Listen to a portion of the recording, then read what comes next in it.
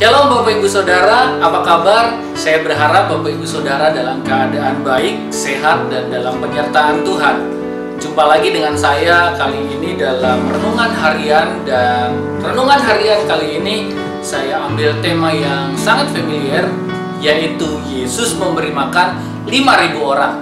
Tentunya kita tahu bagaimana mujizat terjadi, bagaimana Yesus memberi makan 5.000 orang itu dengan 5 roti dan 2 ikan. Kita mau coba belajar dari hal-hal detail yang terjadi sebelumnya. Karena sebelum mujizat terjadi, ternyata ada di mana masa krisis terjadi, yaitu krisis di mana 5.000 orang yang mengikuti Yesus tidak ada makanan di sana. Nah, kita mau baca dalam Yohanes 6 ayat yang kelima. Ketika Yesus memandang sekelilingnya dan melihat bahwa orang banyak berbondong-bondong datang kepadanya, berkatalah ia kepada Filipus, "Di manakah kita akan membeli roti supaya mereka ini dapat makan?" Ayat yang ke-6, hal itu dikatakannya untuk mencobai dia, sebab ia sendiri tahu apa yang hendak dilakukannya. Nah, ternyata kadangkala Tuhan memberikan tantangan yang besar kepada kita. Di sini tantangan itu diberikan kepada murid-muridnya. Dan kita menemukan satu tokoh di sini, yaitu Filipus. Yesus berkata kepada Filipus.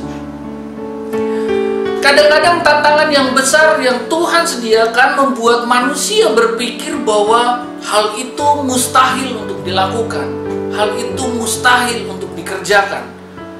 Dan itu ada sebuah tujuan Tuhan, yaitu untuk menguji setiap kita.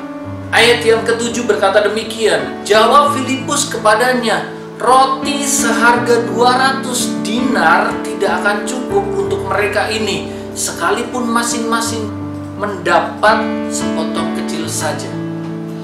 Ini ada alasan yang logis yang Filipus coba sodorkan. Tetapi begini, kalau kita mau lihat spirit di balik alasan yang logis itu, kita baca dalam Markus 6 ayat 35 sampai 37, kita akan menemukan bahwa murid Yesus ternyata meminta Yesus agar menyuruh mereka, orang banyak itu, pergi untuk membeli makanan untuk mereka sendiri. Inilah alasan dari murid-murid Yesus, terutama Filipus, dengan membuat alasan yang logis supaya dia bebas dari tanggung jawab itu. Dan ketika kita belajar tentang sosok Filipus ini, kita akan memahami bahwa ternyata begini, ketika ada tantangan Tuhan yang Tuhan sediakan buatnya, ternyata Filipus adalah orang yang mudah menyerah. Bahkan dia menyerah sebelum melakukan sesuatu. Dia membuat alasan sebelum mengerjakan apa yang harus dia kerjakan. Itu adalah Filipus. Jangan jadi seperti Filipus. Karena orang yang selalu membuat alasan, itu kecenderungannya adalah karena dia malas. Oke, kita mau lihat sosok yang berikutnya. Yohanes 6 ayat 8 dan 9. Seorang dari murid-muridnya, yaitu Andreas, saudara Simon Petrus, berkata kepadanya, "Di sini ada seorang anak yang mempunyai 5 roti jelai dan 2 ikan. Tetapi apakah artinya itu untuk orang sebanyak ini?" Kita menemukan sosok yang kedua, yaitu Andreas. Kalau tadi Filipus adalah orang yang cenderung menyerah bahkan sebelum melakukan sesuatu, berbeda dengan Andreas. Andreas adalah orang yang mau berusaha.